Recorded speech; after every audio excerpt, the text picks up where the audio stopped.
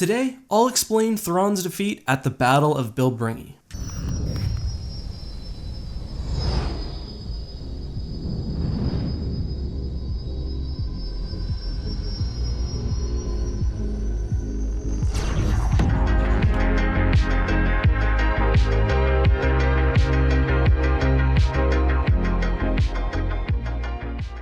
Hey guys, this is EckhartsLadder. Hello and welcome to another episode of Star Wars Battle Breakdown. Before we get into the action, you may notice that I've got a brand new sponsor button. For just $5 a month, you can help support the channel while also receiving a range of benefits. It is of course totally optional and I'm not relying on it to survive or anything, just another way to support the channel if you're interested. So what is Bilbringi and why was there a battle there? Bilbringi, or more accurately Bilbringi 7, is an asteroid in the Inner Rim. It's relatively unremarkable. What's important was the massive shipyard surrounding the planet. The Bilbringi shipyards were a very important Imperial asset during the Thrawn Campaign. They were directed by the Grand Admiral himself to build Star Destroyers in order to supplement the weakened Imperial fleet. Not only that, but near the end of the war, they were also home to a crystal grav field trap. CGTs, or CGT arrays, are used to detect cloaked objects. This is something the New Republic needed help with. They were still struggling to take care of cloaked asteroids, which Thrawn had earlier placed in orbit over the planet Coruscant.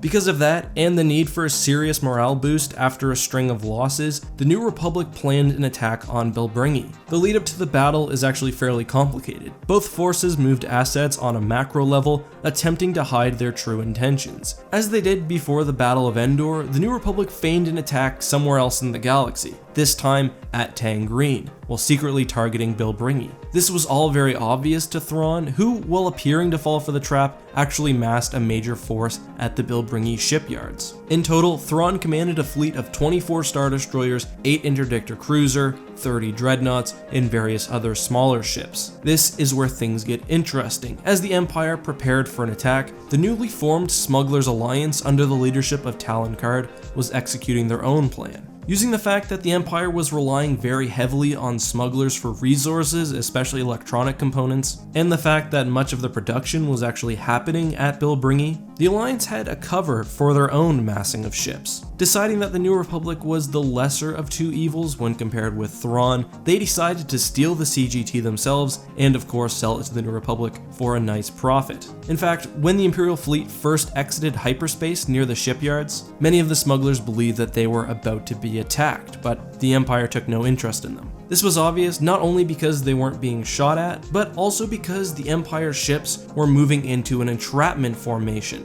The Star Destroyers and smaller ships formed a fairly unified wedge, while several Interdictor Cruisers moved ahead to pull the New Republic out of hyperspace away from the shipyard. Before long, a task force including 12 Mon Calamari cruisers, 30 Dreadnoughts, and other lighter ships appeared.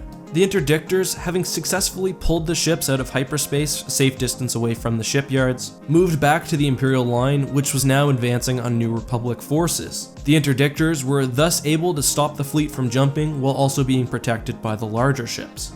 The Empire assaults the New Republic directly, with both sides launching starfighters. The New Republic cruisers, which are grouped tightly together, are faring fine, but support ships are starting to fall rapidly. Leader of Rogue Squadron, Wedge Antilles, realizes that something needs to be done to take some pressure off the New Republic fleet. He wants to somehow attack Bilbringi, however the shipyard is being protected by 4 massive Golan 2 defense platforms, representing far too much firepower for the starfighters to attack directly. Thankfully at that point, a member of the Smugglers Alliance contacts Rogue Squadron over a secret frequency. They develop and implement the following plan. The Smugglers Alliance are being almost totally ignored. What's more, they're in a position where they can attack and destroy at least one of the Golan 2 defense platforms. They do so, and the New Republic responds by sending at least 2 assault frigates and likely other vessels through the newly created hole to assault the shipyard directly. This takes some pressure off the New Republic fleet, however things only get better from there. On his flagship, the Chimera, Grand Admiral Thrawn is assassinated by his bodyguard Rook. The command falls to Captain Pellaeon, who is unable to reassure and properly command